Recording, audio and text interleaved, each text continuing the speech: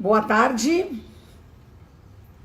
Estamos aqui ao vivo, segunda-feira, quase 5 da tarde. Bem-vindos. Bem-vindos. A nossa conversa de hoje vai ser forte e interessante. Obrigada, Paulette Pink, querida. Vamos tentar. Bem-vindos todos. Hoje eu comecei a trabalhar, já fui na Casa Glamurama, aos pouquinhos, primeiro dia, pouco... Tá pulando hoje o sistema aqui, tá pulando. E a vida aos pouquinhos, com muito cuidado, está sendo retomada, só aqui na área metropolitana de São Paulo. Então, vamos bem devagarzinho, todo mundo. Oi, Lu, Luciana, tudo bem? Dulce, tudo bom? Tem umas pessoas que eu não sei, os invisíveis, oi.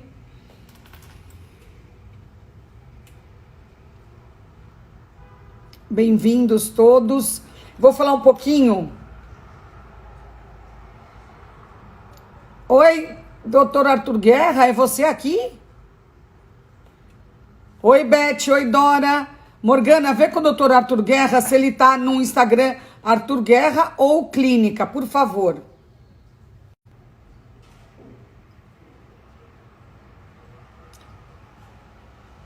Oi, Najla.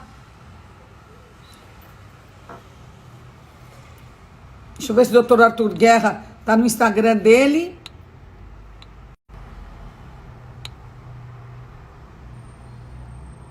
Ou é o doutor Arthur Guerra? Por favor, Morgana.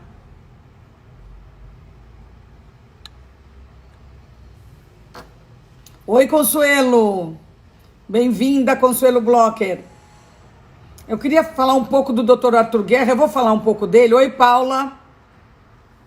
Vou contar um pouco aqui do currículo dele, que é uma loucura, uma loucura.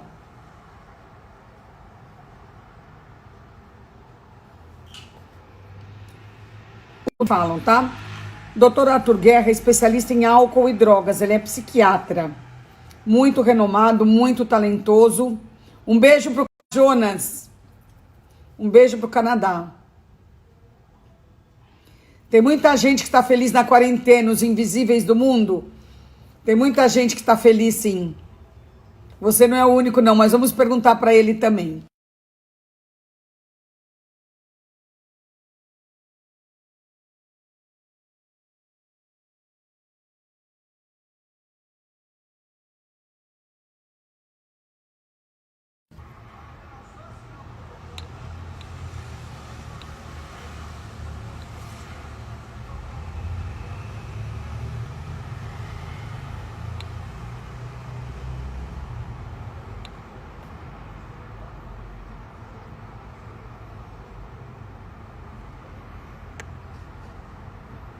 Um minutinho, tá?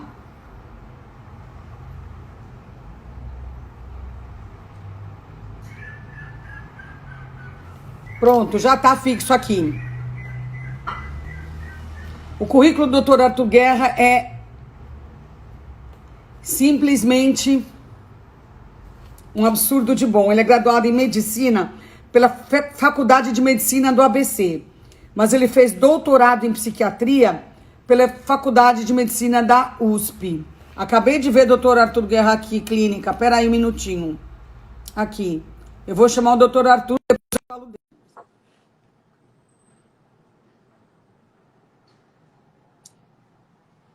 Conectando.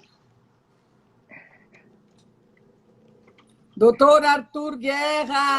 Oi, Joyce! Tudo bem? Que prazer! Eu tava ouvindo você, mas acho que tinha um problema de conexão aqui. Que Mas eu lugar estava lindo ouvindo é esse que você. você tá? Aqui chama Praia da Baleia, São Sebastião. Ah, eu conheço. Que E aqui delícia!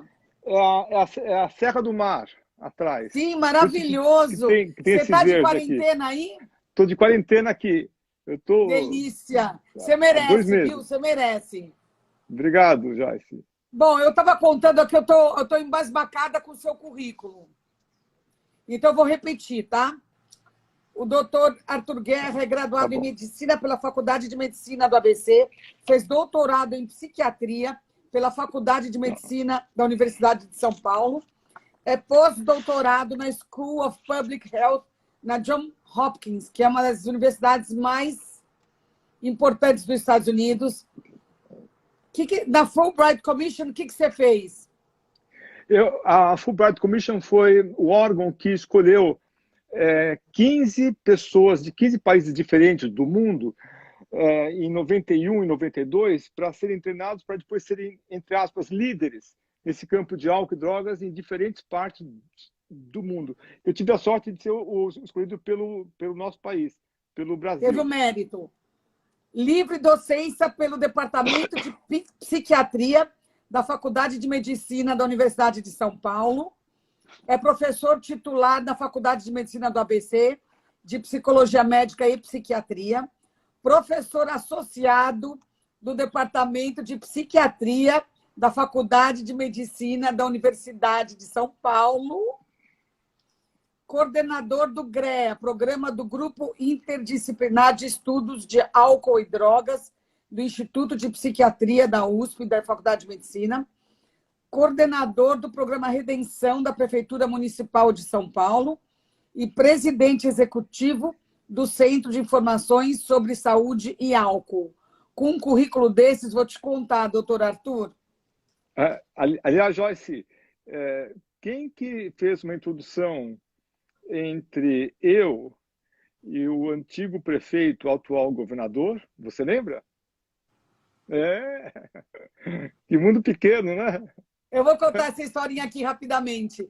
Eu estava na Casa Glamurama e eu estava entrevistando, acho que o doutor Arthur Guerra. E eu marquei 2 entrevistas naquele dia. Uma era o doutor Arthur Guerra, o outro era a primeira-dama Bia Dória. Não é isso? É isso mesmo. Aí eles se encontraram na saída da minha sala, na beira da escada. Eu falei, Bia, você tem que conhecer o doutor Arthur Guerra, maior especialista em drogas e álcool desse país. É importante que o João Dória, seu marido, conheça ele. Estou aqui. Nossa, mas é uma honra para mim ser madrinha desse Obrigado. tipo de encontro, doutor Arthur. Agora eu vou começar, eu quero falar também como eu conheci você, não de vista, mas o seu nome. Eu trabalhava naquela época na Editora Globo e tinha a filha de uma funcionária que trabalhava comigo, que tinha problemas de drogas. E aí eu fiquei desesperada porque eu queria ajudar ela, não sabia por onde. Eu falei com um amigo meu, Alberto Riar, mais conhecido como Turco Louco, maravilhoso, um cara super legal. Ele me indicou o doutor Arthur Guerra, que na hora pegou o caso, cuidou e tratou. E eu nunca vou esquecer isso. Porque quem tem esses problemas por perto, de drogas ou de álcool, sabe o quão difícil é lidar com isso. E quando alguém estende a mão para a gente, que a gente pode ajudar uma pessoa que está extremamente carente, com necessidade, sem dinheiro, sem nada, foi como se um anjo tivesse caído do céu. Então, doutor Arthur, muito obrigada, viu? Ô, Joyce, Oi. Às vezes nós temos um pouco de sorte também, porque o médico, eu não falo só o médico, toda a gente de saúde que lida nesse campo aí das dependências químicas, da saúde mental de forma geral, ele se predispõe a tentar ajudar e tentar colaborar, fazer um diagnóstico, um tratamento, evitar a recaída. Mas nem todos os pacientes têm uma conexão com esses agentes de saúde. Nesse caso, há muito tempo atrás, essa moça fez uma conexão e deu certo. Deu muito mais certo porque ela tinha fé, ela tinha esperança, ela queria mudar a vida dela. Eu fiquei com os louros. Então, a partir daí, você me reconhece como um médico dessa área. Muito obrigado. Mas primeiro, você me estendeu a mão, que era o que eu mais precisava naquela hora.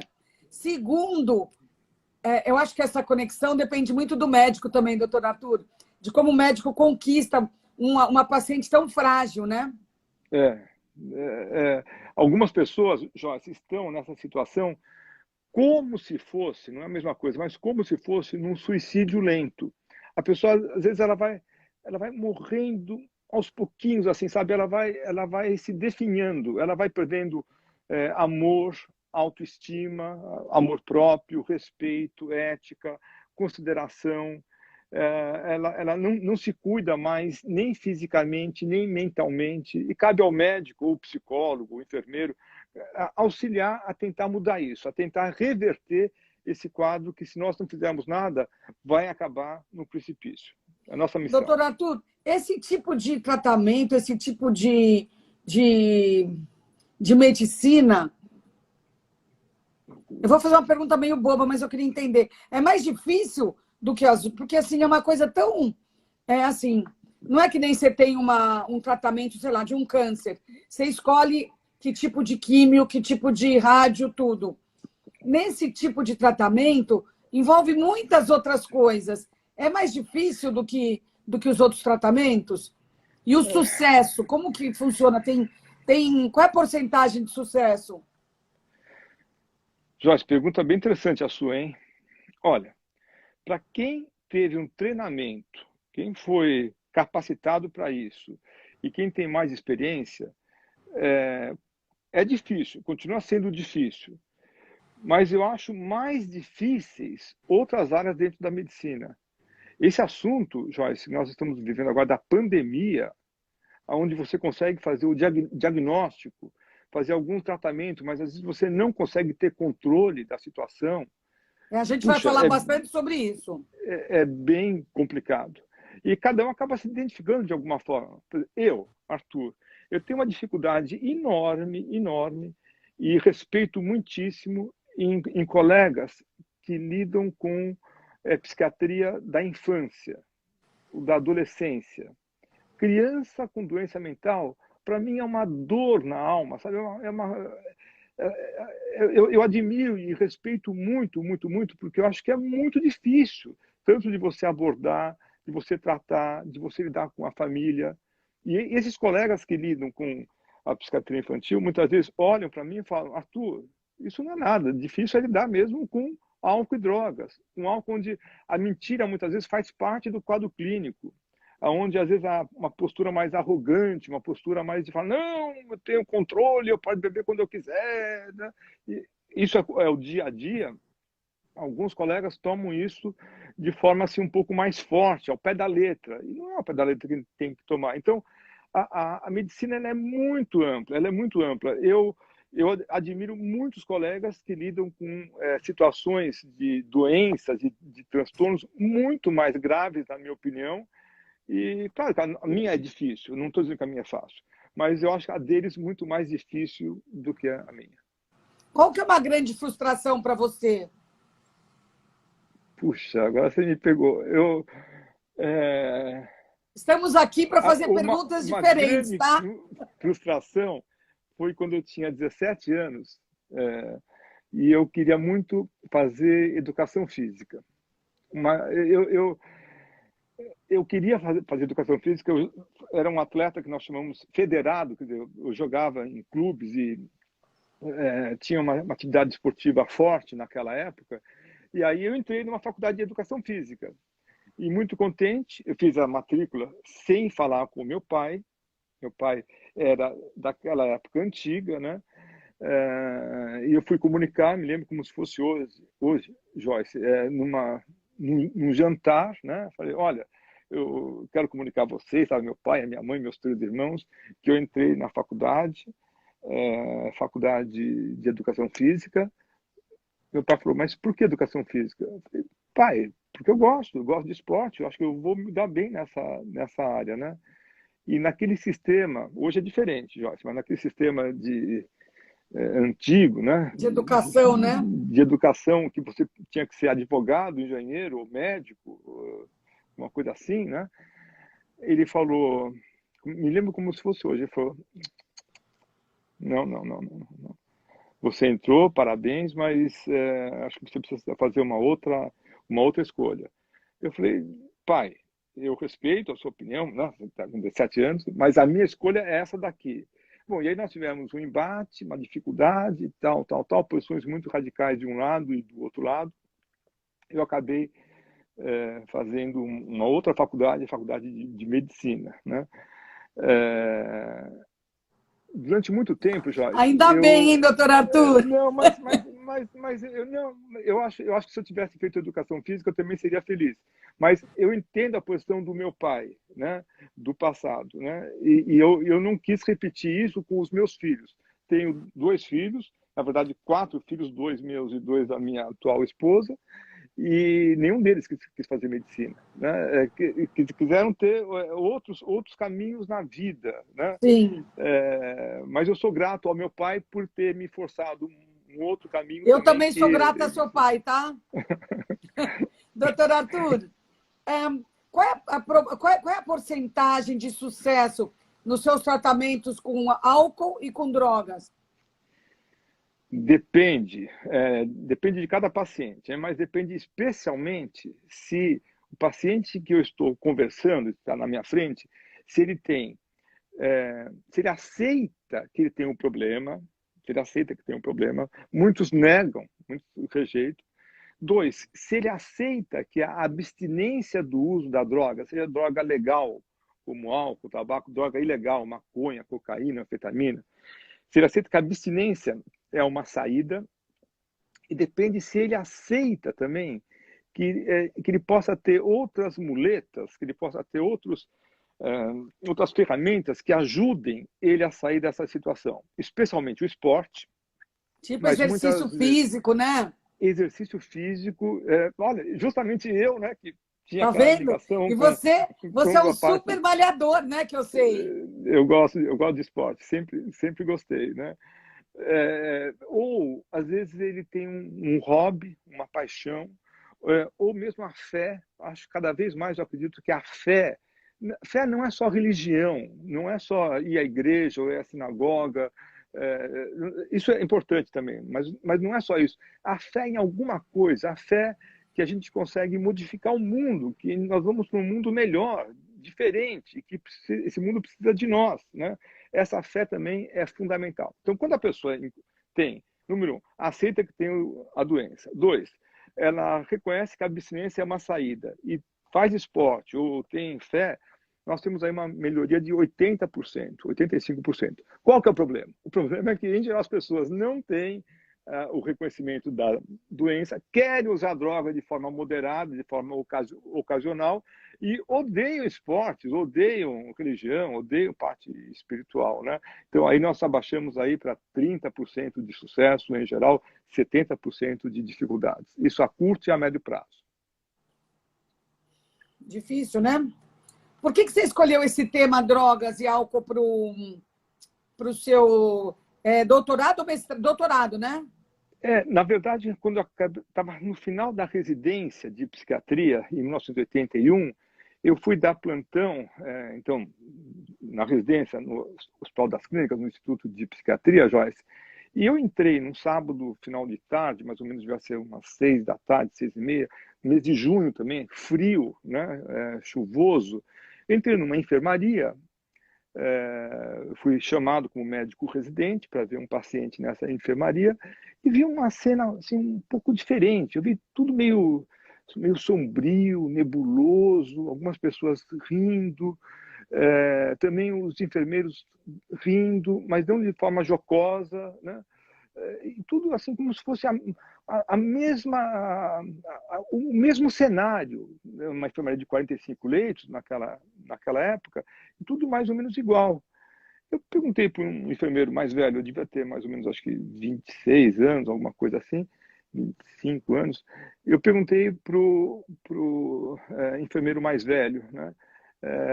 Por que está todo mundo assim, né? Ele falou, doutor, essa é enfermaria de álcool. Naquela época era álcool só, né? Aqui tem os alcoolistas no singular, né? Eles usam esse hospital como se fosse porta de hotel. Entra, sai, isso aqui não tem jeito, né? Nenhum deles fica melhor. Como que não? Ah, doutor, é assim já nasce com defeito, não fica melhor. Eu olhei para aquela cena, Joyce, e, puxa vida, mas não pode ser assim, como, né? Não deve ser dessa forma. Quem sabe a gente consegue estudar, ler melhor isso. Eu não me conformei de ter uma postura tão derrotista como aquela que eu via assim que eu estava acabando a residência. Aí eu convidei alguns colegas e aí montamos um grupo para nós lermos artigos científicos e lermos livros, capítulos sobre o tema álcool, que a gente sabia muito pouco. Começamos a trocar, aquele grupo, na verdade, virou um grupo de estudos. Por isso que ficou o grupo de estudos de álcool. Depois nós nos associamos a um outro grupo de estudos de drogas e ficou o grupo de estudos de álcool e drogas. Eram só leituras naquela época, resolvemos atender os pacientes também, resolvemos fazer pesquisas e dar aulas e crescemos, tivemos muito apoio de toda a Faculdade de Medicina da USP, dos professores titulares, dos diretores, dos Que reitores, todo bonito, mundo né? ajudou muito. Então, crescemos dessa forma. Doutor Foi mais Arthur, fácil do que imaginei. Pois estão não. perguntando aqui como se sabe se a pessoa usa droga, porque ela sempre vai falar que é recreativo, né? Como você sabe, como é que a gente avalia se é recreativo ou se é dependência já? Ou Boa você pergunta. avalia? Boa pergunta, né? Em primeiro lugar, é, o, o que é o problema do uso de drogas?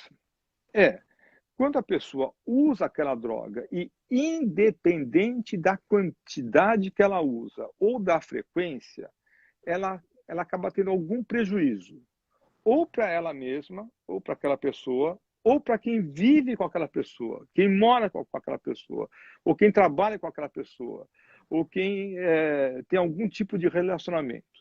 Então, a pessoa pode ficar sem usar nada de álcool. Vamos dar o exemplo com o álcool, depois a gente pode passar para outras drogas. Né? Fica sem beber durante muito tempo, aí, 2, 3 semanas, 1 mês, 2 meses, não bebe nada. Quando bebe, faz um transtorno, um problema. Briga, agride, bate o carro. Tem uma situação negativa para ele ou para quem está no entorno dele, quem Tá vive junto. junto com essa pessoa. Pronto. Ou tem gente, Joyce, que consegue, por exemplo, com o uso de álcool, tomar todo dia uma dose regular de álcool junto com as refeições. Cuidado com o momento da pandemia, que agora é um pouquinho diferente, né? É, Tem esse uso que a gente chama assim, um uso contínuo, sem ter problemas. Não briga, não bate o carro, não depende perde o da emprego. pessoa, né? Depende da pessoa, depende de quanto que essa pessoa bebe, como que ela bebe, e se isso não está causando algum impacto, ou para a saúde física ou para a saúde mental dessa pessoa. E nesses casos, antes da gente entrar no tema pandemia, esses tipo alcoólicos anônimos e narcóticos anônimos, você recomenda? Muito. Eu gosto muito da postura deles. Muito, mas muito. Eu respeito muito, né? Porque é um grupo sério, é um grupo que existe há vários anos, desde 1935. Eles funcionam com a seguinte ideia: se você quer beber, o problema é seu. Se você quer parar de beber, o problema é nosso. Eles falam, grosso modo, Jorge, assim, olha, meu nome é Arthur e eu tenho um problema de dependência do álcool. Eu, diferente de vocês, estou dando um exemplo, Joyce, eu não tenho problema de dependência do álcool, evidentemente, né? Eu Claro. acho que não, né? Mas eles falam assim, eu, diferente de vocês, eu tenho um problema que é como se fosse, entre aspas, uma alergia. Eu começo a beber, eu não consigo parar. Já tentei fazer isso várias vezes, eu não consigo parar. Então, eles se reúnem em grupos anônimos, grupos muitas vezes, todas as vezes, sérios, onde cada um conta a sua história e um divide com o outro as tristezas, as angústias, os sofrimentos passados. O objetivo é só hoje, segunda-feira, dia 15, ficar sem beber uma gota de álcool. Né? Amanhã, terça-feira, é outro dia. Amanhã vai ser o outro objetivo de passar 24 horas evitando a todo custo o primeiro gole. Acho muito sério, muito bacana, muito respeito esse grupo que eu acho que tem posturas realmente exemplares para todos nós. Que bom, que bom. Nesse turbilhão de sensações que a gente está sentindo na pandemia, a maioria de sensações assim difíceis de lidar, né, esquisitas, novas, né, para a gente. Dá para ver oportunidade nessa crise? Dá para a gente encontrar oportunidade para alguma coisa nessa crise? Joyce, a crise ela tem vários aspectos negativos. A começar das pessoas que se foram por conta do coronavírus. A crise tem essa ansiedade, essa angústia, muitas vezes com quadros de depressão, a gente não sabe quem vai ser o próximo a ser vitimado em relação a isso, a ser contaminado, não sabe como que vai sair dessa situação. Então, a crise tem medo de perder o emprego, perda de renda, então vários pontos negativos que nós vamos poder falar. Agora, eu nunca vi, o que eu estou vendo cada vez mais frequente agora, tantas pessoas também falando que durante essa pandemia, durante o isolamento, conseguiram resgatar pontos importantes, seja em relação a relacionamentos familiares melhores, relacionamentos que estavam muitas vezes perdidos, uma situação podre até. Mas não, as pessoas conseguem ter um nível de organização melhor. Eu estava conversando ontem com um colega meu, também psiquiatra, ele falou, olha, eu tinha uma guitarra que estava na caixa há muitos anos, eu não tocava mais. Isso deu a oportunidade ou dos casais ficarem um pouco mais próximos, de pais e filhos também trocarem olhares e trocarem receitas e trocarem experiências. Isso é uma chance única, mas sobretudo, Joyce, eu acho que a crise ela dá a oportunidade de cada um de nós rever os valores, coisas que eram importantes no passado e que agora são menos importantes, né? Aquela correria, aquela pressa. Joyce, eu saí de casa às 10 para 6 da manhã, chegava em casa às 8h15 da noite, correndo, comendo mal, estressado, preso no trânsito, às vezes, por mais de 1h, 1h15, 1h30, preocupado com o paciente que já estava atrasado e me aguardando lá, e a consulta dele iria atrasar os outros depois, sempre com uma pressão, com uma tensão, e aí olhando ao mesmo tempo para relógios, gravatas, sapatos, ternos. Nada contra isso, mas eu acho que a gente vai para um outro mundo, um mundo onde nós vamos ter que reavaliar melhor aonde que nós vamos colocar as nossas fichas, o que é realmente importante para nós, o que faz sentido para cada um de nós, mas para cada um de nós, não o que faz sentido para os outros, o que para mim é importante, aonde que eu vou colocar os meus próximos anos investindo para que tenha uma qualidade de vida melhor para mim e para o mundo das pessoas que estão próximas a mim. Acho uma oportunidade única, muito bacana. Concordo com você. O que as pessoas mais sentiram? O que atrapalhou mais elas? Medo de morrer, melancolia, ansiedade, depressão, tudo isso junto. Muita gente teve medo de morrer? São dois grupos diferentes, né? Existem pessoas que já tinham algum problema, a gente chama problema latente, um problema um pouco escondido, encapsulado, já vinham com alguma dificuldade na vida pré-pandemia. Já tinha um quadro de uma tristeza forte, quase uma depressão, tinha uma ansiedade mais exagerada, às vezes tinha angústia, eu tenho pessoas, amigas, próximas, que tudo vive bem, a pessoa vive bem, a família está boa, tem recursos financeiros, se sente realizado em termos da profissão, mas falta alguma coisa. Falta, eu não sei bem o que, mas não está bom. Falta alguma aqui interno, coisa, né? Vazio interno, né? É um vazio interno, é um buraco dentro, aqui na alma, sabe? É um buraco que não.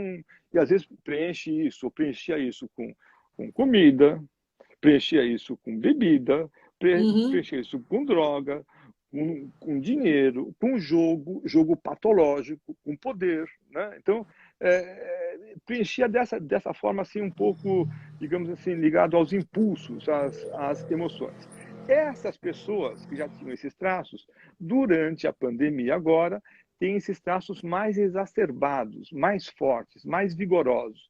Isso aparece, então, o que era cor-de-rosa fica vermelho Thier. Aqui tem um passarinho chamado chamado Thier, um vermelho forte, vermelho carnal, vermelho assim intenso, né?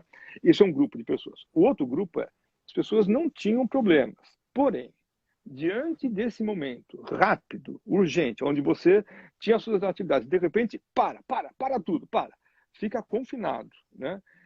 Não pode fazer exercícios, só recebe mensagens negativas. Joyce, eu conheço pessoas muito próximas, não posso falar porque a ética me impede, que acordam cedo, às 6 da manhã, e vão ouvir o primeiro jornal. Só com notícias negativas, praticamente. Esse jornal vai até às 8h30, aí vai para o segundo jornal, nível nacional, também com notícia, a mesma notícia, volta.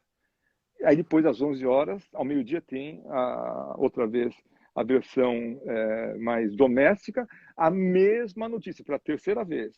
E o jornal da 1h20 vai para a quarta notícia negativa. A pessoa fica se alimentando disso. Às 7 horas da noite vai para a quinta, e depois, às 8h30, vai para a sexta notícia. Alguns ainda gostam de ver o jornal das 10h20, 10h30, e tem a sétima notícia. Elas ficam se Ninguém alimentando aguenta, né, doutor disso. Arthur? É como se fosse, Joyce, uma embriaguez de notícias negativas, né? Todas negativas, nada para falar, olha, está indo melhor, vai ter um sucesso, vamos ajudar, não sei mais o que. Então, essas pessoas, elas ficam assim mais exacerbadas, mais angustiadas, mais ansiosas por conta dessa... Não só notícias negativas, né? Tem uma outra coisa que você conhece, Joyce. As fake news, notícias falsas, né? Que não tem nenhuma base, as pessoas recebem aquilo em caminho ainda. Puxa Não, vida, então esse é o mundo vão difícil. multiplicando, é uma loucura isso, é muito ruim, muito ruim. E atrapalha muito, né? Nossa, é bem Doutor diferente. Arthur, dois assuntos no isolamento. Dizem que as pessoas beberam muito, muito mais. Eu vou querer falar de duas coisas, disso, de bebidas e de drogas, é claro. Olha, é fato que mais ou menos de cada 4 pessoas, uma tem aumentado o consumo de bebidas alcoólicas durante a pandemia. Isso não quer dizer que a pessoa já está num quadro de dependência de álcool ou alcoolismo. Não é verdade, né? As pessoas que, por exemplo, bebiam só no final de semana, por conta de muitos dias serem semelhantes aos fins de semana, porque fica em casa, essas pessoas então resolvem também beber durante a semana. Todo dia à noite chega e toma um drink quando está em casa, quando não tem esses, agora, happy hours virtuais. Eu estou na minha casa, os meus amigos estão na casa de cada um deles, aí, então, quando é 7 horas, a gente abre um drink, toma um vinho, uma cerveja, tanto faz, e aí cada um conta como é que foi o seu dia, etc, tal. Então, existe esse aumento daquele que não bebia durante os dias da semana e começa a beber. Ou aqueles que já bebiam todo dia à noite, de uma forma regular, sem ser um modelo de dependência, também bebem no horário de almoço. Traz uma dependência? Não traz uma dependência, mas nós precisamos o quê? O que o médico faz? Ele presta atenção. Qual que é o resultado disso? O álcool é calórico, então será que isso está tendo um aumento de peso? Será que está bebendo álcool, Joyce, para ficar um pouco mais aliviado dessa angústia, dessa dificuldade que ele tem em enfrentar o mundo real que se apresenta? Ou ele começa a beber, pior, sem motivo algum?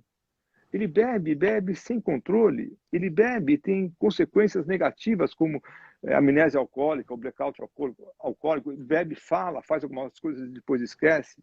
Ou ele bebe e tem violência doméstica, brigas, marido e mulher, os Ai, que pais horror. batem nos filhos. Então, cada caso é um caso, a gente não pode generalizar. Mas você achou Mas que é um teve um motivo. aumento razoável de casos? Eu acho que teve um aumento razoável do consumo de bebidas, não de pessoas que Ah, vieram para entendi. mim e Ah. falaram, doutor Arthur, eu estou vindo aqui porque aumentei o meu consumo de bebida alcoólica. Isso não teve, Também não deu né? tempo ainda, né? Para ver se Não vai deu ficar. tempo ainda. Exatamente, você tem razão. O álcool é um problema que ele vai crescendo, mas é bem lento, diferente da droga, que é mais rápido, parece um avião que está subindo assim. O álcool ele vai lento para dar as consequências negativas. Mas nós Doutor precisamos Arthur, prestar e atenção drogas, nisso. como é que foi? Continuaram a consumir drogas como antes, mais? Olha, Menos, eu acho que não, né? menos não. Eu acho que isso consome mais drogas, né? E o que eu tenho visto é um consumo de drogas ilícitas, mas drogas produzidas de forma objetiva, não de forma clandestina. Sintéticas? Não, drogas tipo medicamentos. Ah, as tá. pessoas começam a tomar, por exemplo, um remédio para dar sono. O sono é o primeiro sinal, assim, que alguma coisa não vai bem. O sono ele começa a ficar ou picotado, né? Ou a pessoa vai para a cama e não consegue dormir, fica, a gente fala, fritando, vai de um lado, vai para o outro, ou às 4 da manhã a pessoa acorda com os olhos estatelados, a cabeça a mil, pensando um monte de coisa e não consegue dormir mais.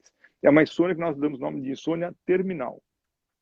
Essas pessoas, muitas vezes, para tentar regularizar o seu sono, acabam tomando esses remédios, os hipnóticos, para tentar dar o sono. Qual que é o problema?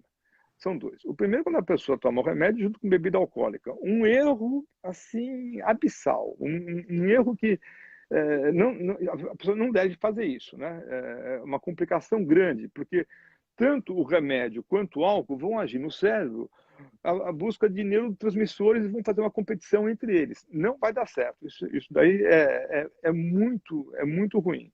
Ou pior, toma o remédio, gosta do efeito do remédio, acaba tomando um pouco mais de remédio depois, porque o remédio já começa a dar um quadro que a gente dá o nome de tolerância, e de repente está tomando muito remédio, tem uma dependência. É uma situação gravíssima. Nós temos visto jovens e pessoas de meia idade com doses altíssimas desses medicamentos que induzem ao sono, e a pessoa não consegue ficar sem. Às vezes, ao tentar tirar o remédio por conta própria, a pessoa tem uma crise convulsiva, tem um ataque. Nossa. Então, é um quadro gravíssimo que nós não tínhamos com tanta evidência antes, agora ficou muito mais evidente. Você que a gente falou aqui, você é um super adepto do exercício físico, né? Você acha que as pessoas, porque isso é uma coisa excelente para fazer durante a pandemia, né? Eu, por exemplo, treino 6 dias por semana pauleira.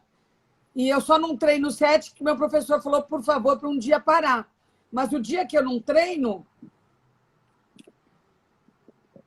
eu fico misto de infeliz, eu fico esquisita, a minha energia fica atrapalhada.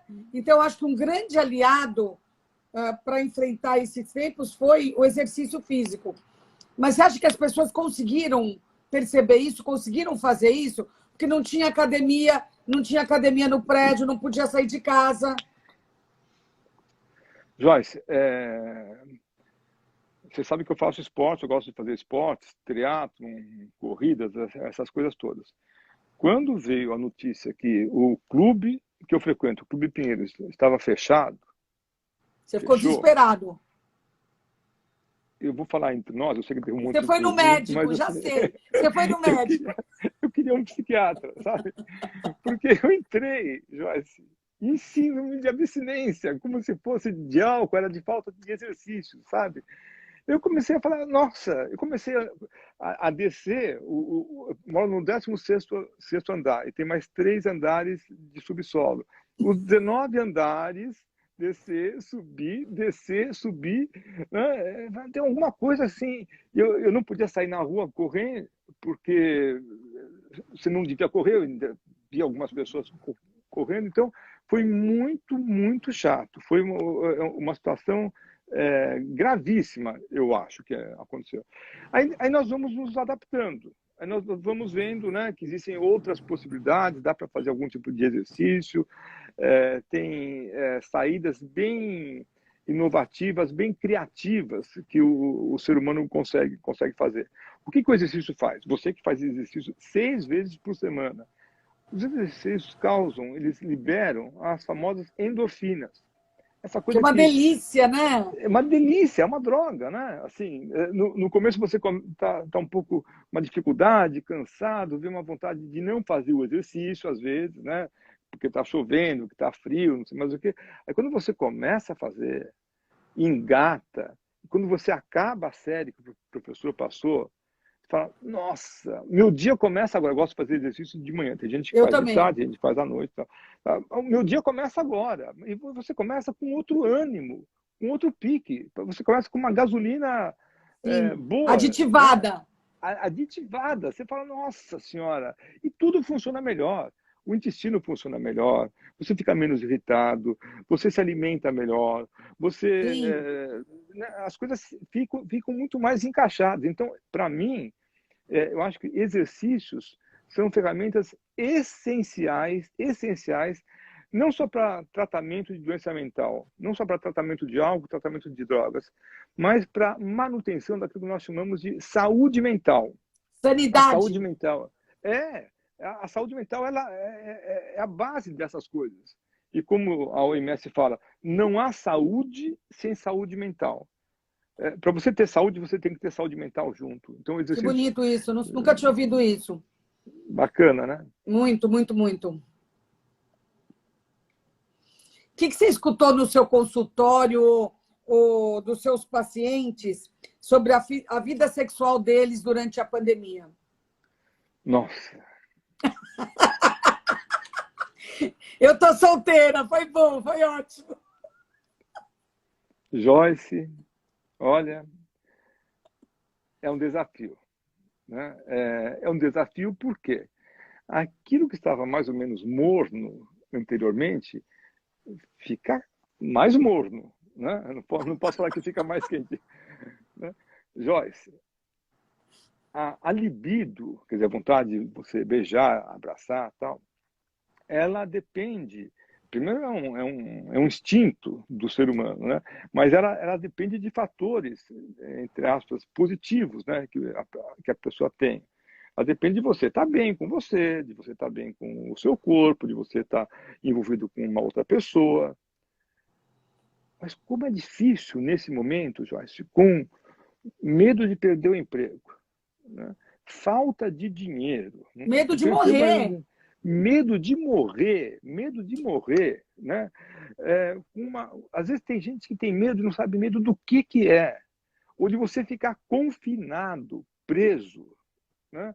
Ou você percebe que você está com um quadro depressivo, uma tristeza enorme. Nada tem gosto, nada tem sabor. É como se fosse uma pizza sem orégano, né? Você fala, nossa, tem alguma coisa que está acontecendo, né? E eu nunca passei por isso antes, né? Ou você às vezes fica chateado, irritado com você mesmo. Você não precisa da outra pessoa. Você se olha no espelho e fala, eu não gosto de você. Né? Se você não gosta de você, como é que você pode pedir para que a outra pessoa goste de você? Né? Não funciona dessa forma. Então, vida sexual nesse momento é um desafio grande. Eu não conheço ninguém, eu vou repetir, ó, ninguém, eu sei que de repente alguém vai colocar de forma anônima aí uma mensagem, não, comigo é diferente. Ninguém que tenha tido uma vida sexual melhor durante essa fase. Fala, opa, tudo que eu queria mesmo é estar em paz, né? Com a minha namorada, com a minha noiva. É bem possível que alguns casais mais jovenzinhos que foram, por exemplo, morar junto agora, sim, tudo indica que deve ter sido uma fase melhor, ou que vai ser, ou que está sendo uma fase melhor. Mas esse é um desafio grande que nós precisamos lidar com muita calma, com muita paciência. Durante e depois, né? Doutora Arthur, eu preciso te falar que as pessoas estão amando. Eu estou vendo aqui os comentários. As pessoas estão gostando muito, muito. Estão realmente aproveitando a nossa conversa. Eu fico muito feliz e agradecida a você. Por favor. Eu falei com uma amiga minha que é advogada, se estava tendo muita separação. E por causa, né, dessa situação das pessoas ficarem confinadas, tudo. Ela falou que separação exatamente, não muito, mas consulta sobre separação, muita. É, eu acho que está todo mundo segurando um pouquinho agora, sabe? Vamos tentar superar isso aqui, tal, tal. Quando acabar e está na fase de relaxar um pouco mais, de retomar as atividades, eu acho que nós vamos ter um mundo bem diferente, Joyce. Mas eu desconfio com mudanças importantes.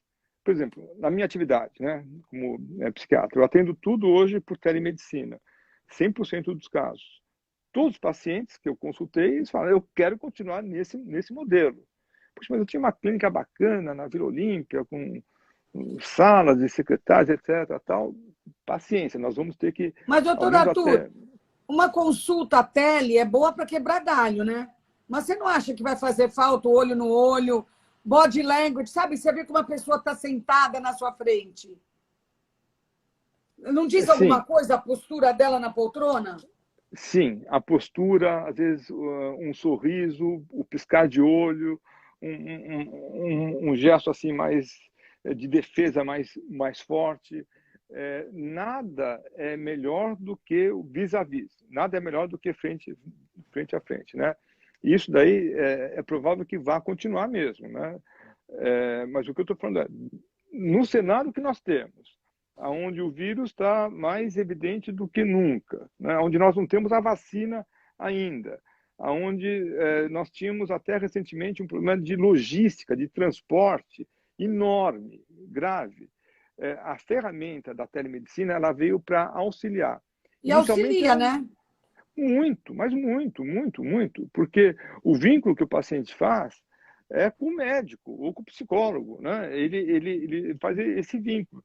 Antigamente nós tínhamos que apertar a mão, ficar mais próximo. Agora o que nós temos é assim. E no meu caso, no caso da minha equipe, são 25 pessoas, isso tem ajudado de forma realmente interessante.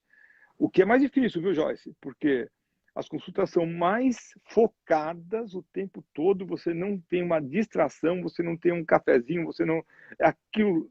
É Então, você sai no final do dia cansado, cansado, cansado pelo foco, pela atenção, pela interessante isso, concentração que doutor você Arthur. tem. Muito interessante o que você está falando. A gente falou de quando, né, quando as coisas forem melhorar.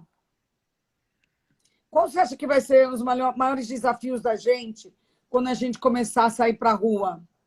Eu quero dizer rua, quando a gente começar a viver de uma outra maneira, não é nem como era antes, porque não tem, né? Mas quando a gente começar na próxima etapa, qual você acha que vai ser os desafios?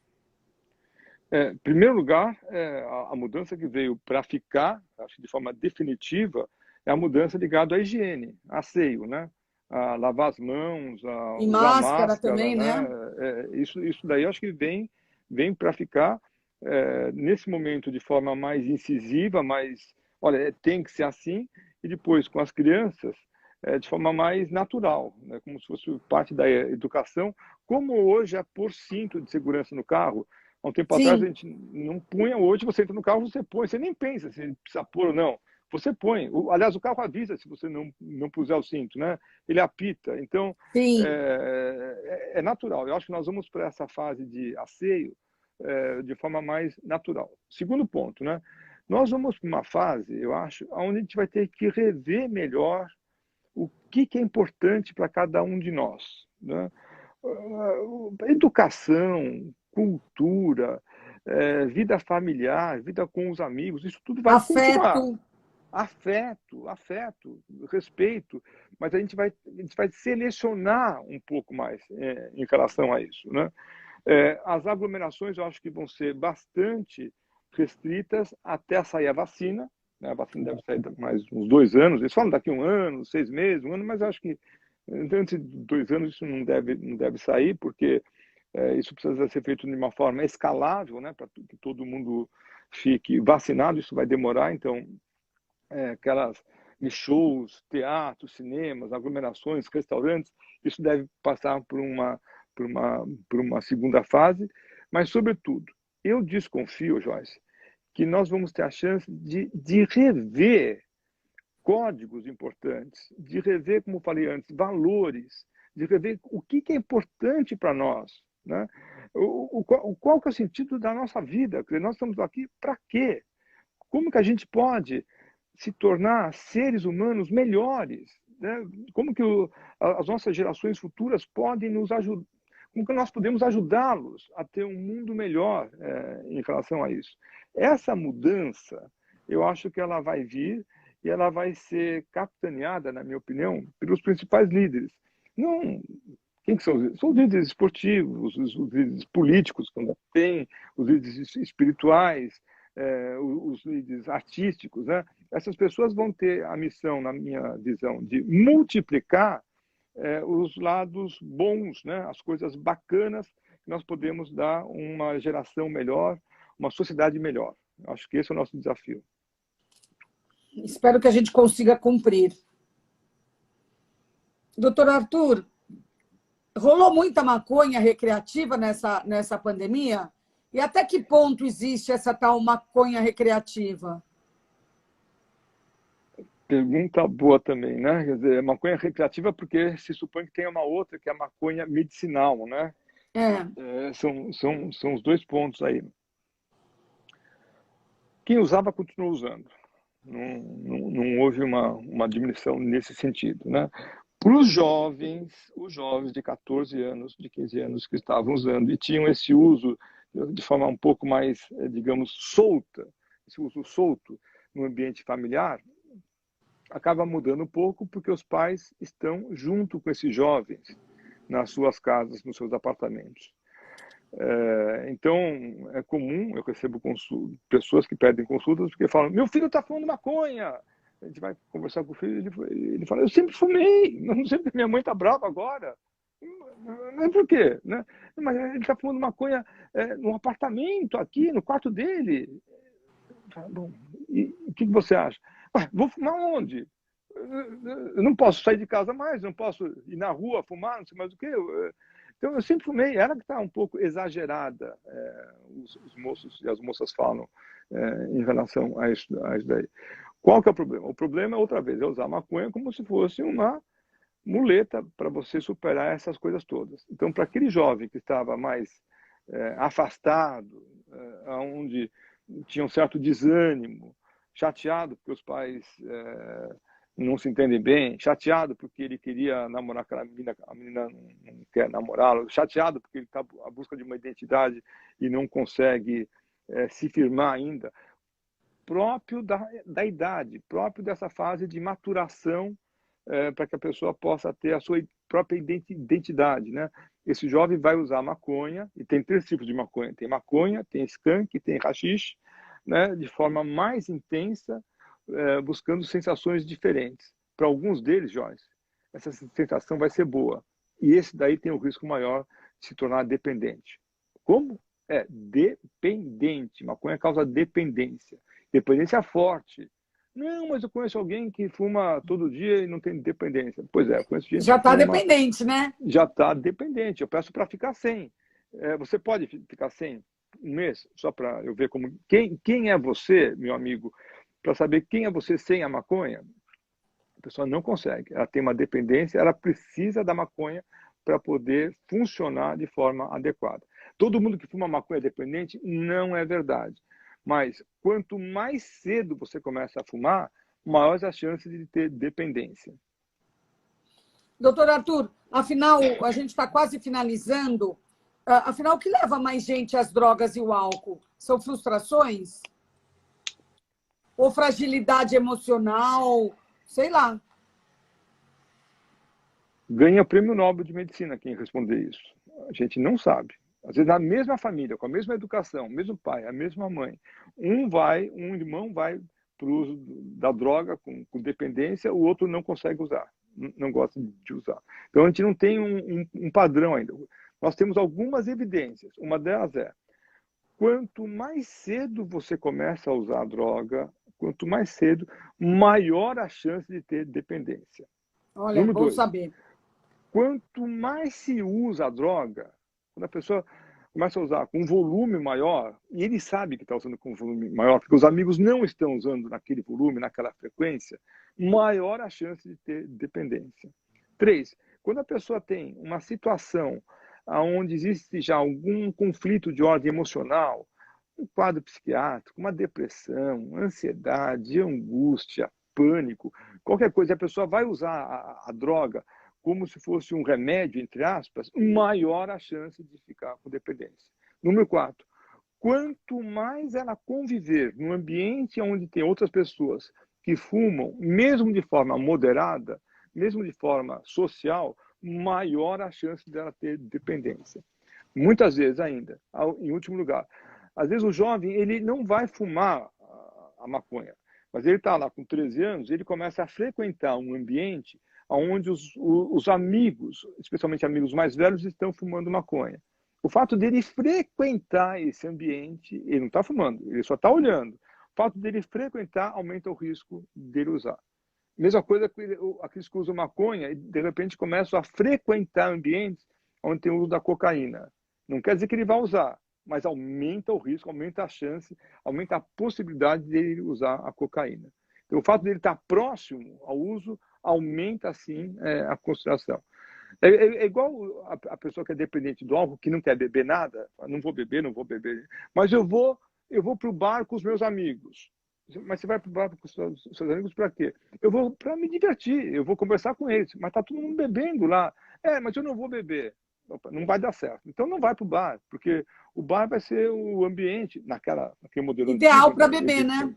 Ideal para beber. Você é naturalmente impelido a beber. Você é empurrado para beber de forma natural. Nossa, é bom que... Eu espero que as pessoas tenham ficado... Eu percebi que ficaram muito atentas e você falou coisas que, olha, já te entrevistei várias vezes, quer dizer, uma, duas, e eu não sabia um monte dessas coisas. Cada vez a gente tem outras questões, porque o problema é grave e o universo de possibilidades é muito amplo, né?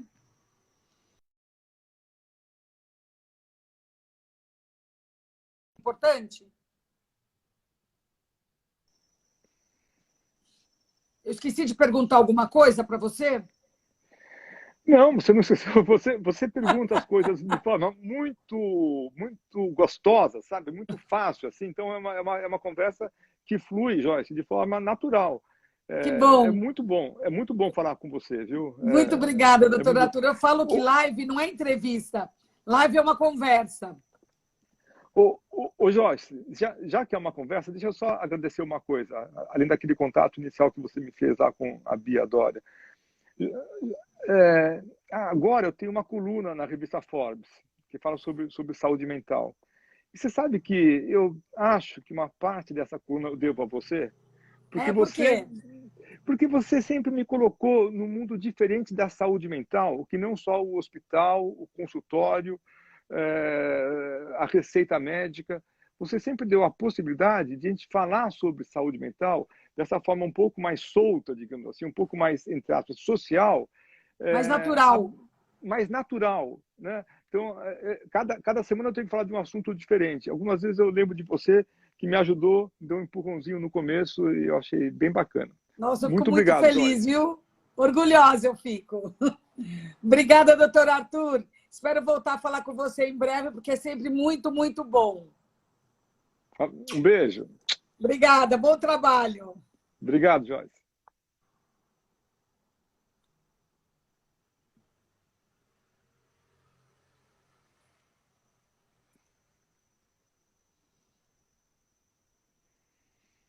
Bom, a conversa com o doutor Arthur Guerra foi excelente. Estou tentando desconectar aqui para não atrapalhar o doutor Arthur. Eu também vou desconectar aqui. Vamos ver como é.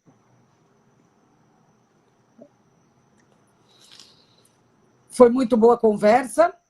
Eu não sei por que não estou querendo desconectar a gente, doutor Arthur, mas eu queria agradecer a todo mundo que está aqui. Estou tentando remover, não estou conseguindo. Mas eu queria agradecer a todo mundo que está aqui e dizer que esse assunto é seríssimo, que a gente tratou, que eu espero que vocês compartilhem com pessoas que possam estar passando por problemas. E essa conversa aqui com o doutor Arthur vai ajudar muito. Obrigada a todos e a gente se vê aqui amanhã. Amanhã, às 6h, a gente tem o ex-presidente Michel Temer. Então, eu espero vocês aqui. Amanhã, às 6h, aqui no Instagram do Glamurama. Tchau para todos.